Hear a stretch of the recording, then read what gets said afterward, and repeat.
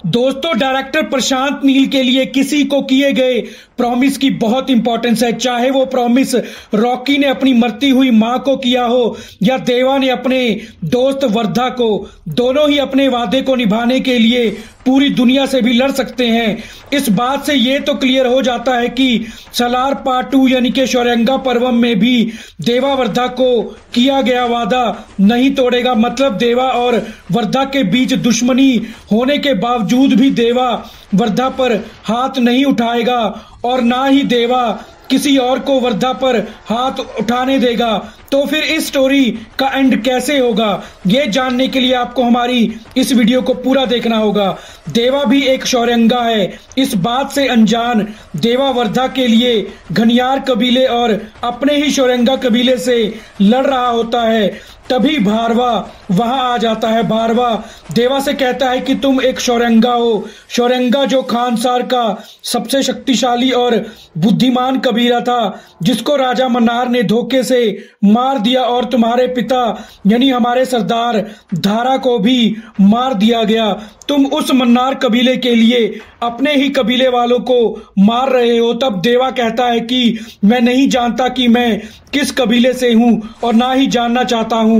मैं बस इतना जानता हूं कि जो वर्धा का दुश्मन है वो मेरा भी दुश्मन है।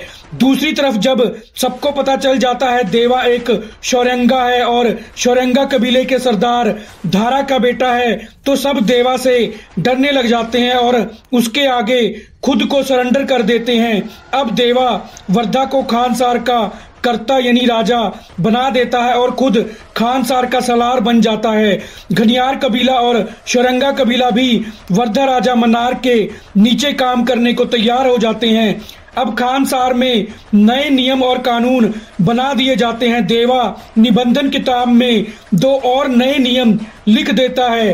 पहला नियम कि कोई भी देवा की बनाई गई सील को नहीं रोक सकता और अगर ऐसा करने की कोई हिम्मत करता है तो देवा उसको जान से मार देगा। दूसरा नियम यह लिखवाया गया कि खानसार में या खानसार के बाहर अगर कोई भी खानसार का मर्द किसी लड़की या औरत के साथ जबरदस्ती करेगा तो देवा उसको जान से मार देगा।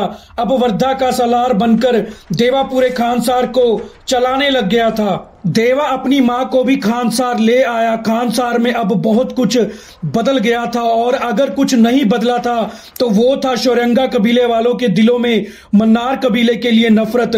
भारवा भले ही देवा के कारण वर्धा को अपना राजा मान चुका था, लेकिन अभी भी भारवा मन ही मन मन्नार कबीले को खत्म करने का षड्यंत्र रच रहा था।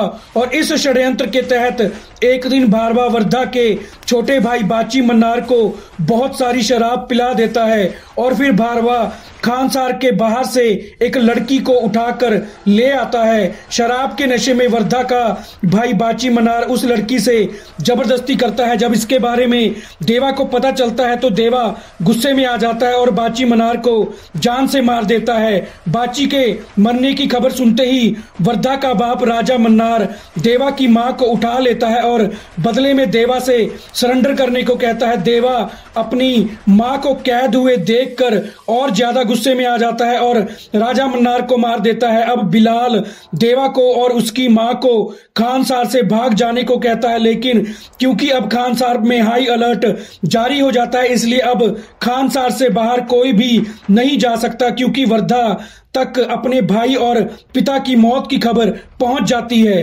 लेकिन बिलाल राजा मन्नार के वफादार कृष्णकांत मतलब आद्या के बाप की मदद से देवा और उसकी मां को खानसार से निकालने में कामयाब हो जाता है।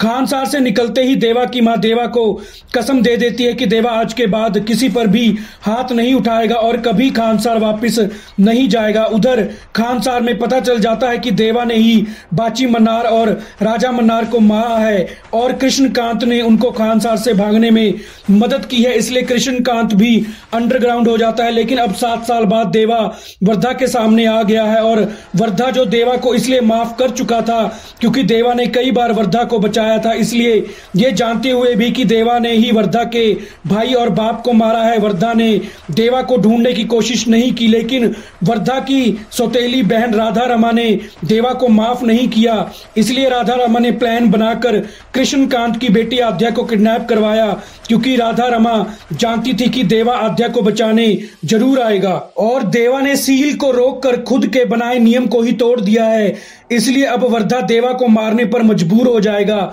अब आगे क्या होगा? क्या देवा खुद को इस बार वर्धा से बचाएगा या नहीं? क्योंकि देवा कुछ भी हो जाए वर्धा पर हाथ नहीं उठाएगा।